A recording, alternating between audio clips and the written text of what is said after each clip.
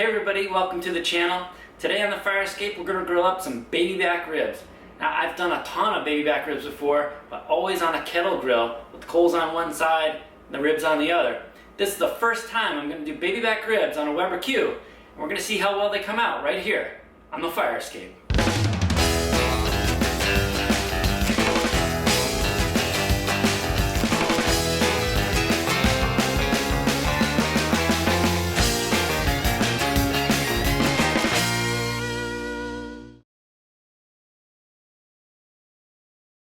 So we're going to start with a nice rack of baby back ribs, and the first thing you want to do is remove this membrane here that goes along the bone side. To do that, just take a butter knife and just kind of worm it underneath the end of the membrane, and then take a paper towel so that you can grab hold of the membrane, otherwise it's too slippery, and just give it a pull. And sometimes it comes off in one nice piece like this, other times it breaks, but it's usually not that difficult to get off. Here's what the membrane looks like close up, and I don't know about you, but I don't really want to eat that. Next thing we're going to do is hit the ribs with some rub, and I'm using a homemade rub here, but it's brown sugar based with a bunch of different spices in it.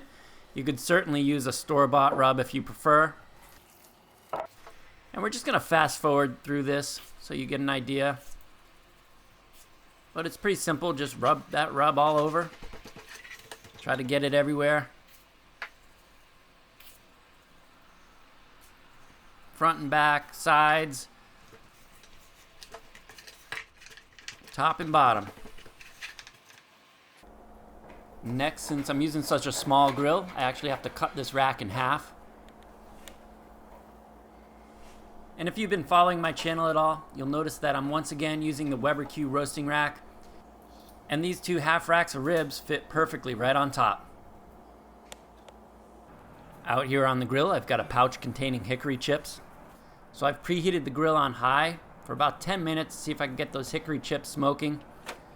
We're going to add our ribs and then close the lid, reduce the gas to low, and give these ribs a nice slow cook. Here we are about 20 minutes in, and you can see there's some nice smoke coming from those wood chips. And our built-in thermometer is holding steady around 325 degrees. And now we're going to create a mopping sauce. We're going to start with some of our rub, add some apple cider, and finish it off with a few splashes of red wine vinegar. Then give that all a nice good stir. Now here we are about 45 minutes into our cook. And I'm taking that mopping sauce and I'm putting it all over our ribs, and this will help prevent them from drying out. Of course, I've got to have a customary beer check, and today I am drinking a Sierra Nevada Tropical Torpedo IPA, and it is good. And now we're about an hour and a half in, and I'm going to hit these with the basting sauce one last time, keep them nice and moist. These ribs have been on for about 2 hours now. The meat has pulled away and exposed the bones a little bit, and they are ready for the barbecue sauce. And I'm going to go ahead and fast forward through this to save a little time, but you get the idea. I'm using just a store-bought barbecue sauce that I spruced up with a little bit of our rub and just a little bit of extra vinegar. And you want to just brush this on nice and evenly. I don't want to go too heavy because I really want to taste that meat still. Then, of course, you want to flip the ribs over and do the meat side.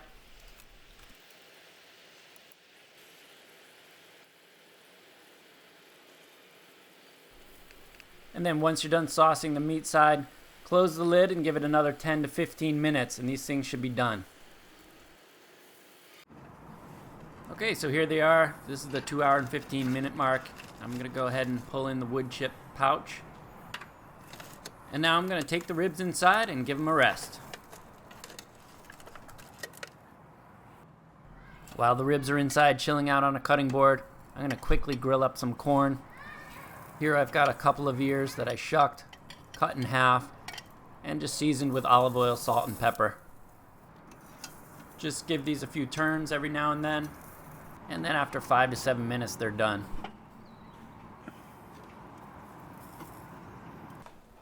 So now that the ribs have had a nice little rest, maybe about 10 minutes, I'm going to go ahead and cut them up.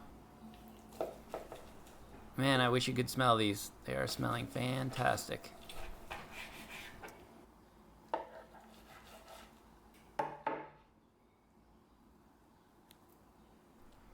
Not bad for a little gas grill. And here are the ribs plated up. Some homemade potato salad. Some of that grilled corn. That's some good summertime eating, if you ask me. So there you have it, baby back ribs grilled up on a Weber Q. Of course, you know, no gas grill is going to be quite as good as a charcoal grill or a wood grill, but these things really came out great, and I think you should definitely, if you have a Weber Q, give this recipe a try. And let me know what you think in the comments below. Leave a like, subscribe, and of course, keep on grilling.